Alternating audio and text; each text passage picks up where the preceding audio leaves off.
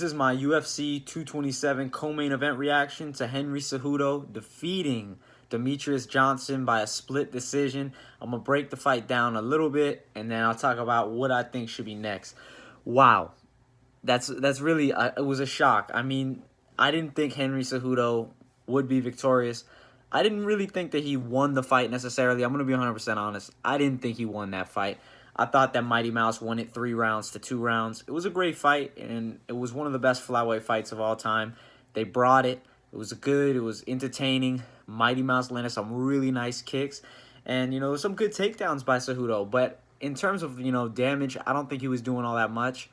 I mean, at the end of the day, I guess the judges of that fight, 2 of them, thought that the takedown was more important than, the striking of Demetrious Johnson. I mean, he got right up most of the time. He was only held down twice. And, I mean, if you're holding somebody down and he's not, throwing ground and pound, trying to finish him, he's holding him down, he's moving. I mean, it's amazing skill. Cejudo is amazing. He's such a skill fighter. I'm not trying to disrespect him whatsoever. And he's the world champ now. And I respect him so much. But at the end of the day, I don't think he was doing that much. I mean, he was on top. He was controlling for sure. But he's fighting Demetrious Johnson, who had done more than him in the beginning of those rounds. So that's where I'm torn on it. At the end of the day, I still think Demetrious Johnson is the best fighter in that division, and I think the rematch will be awesome. Now, Henry Cejudo is damn tough. Damn tough. He comes to fight, he brings it, and he gave Mighty Mouse the toughest fight since Ian McCall, and that was a long time ago. So definitely a lot of respect to Cejudo. Tons of respect. Also to Johnson, I mean, he's a legend. Both these guys are great fighters.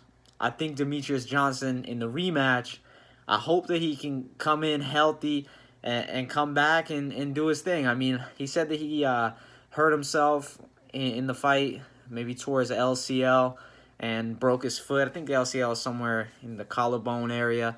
So, I mean, he was a little bit injured, but that's no excuse. At the end of the day, it's a championship fight. He's a champion. He was the champion. He's been the champion for a long time. He lost it. I think an immediate rematch is totally necessary. I know Cejudo went and called out the winner of TJ and Garbrandt.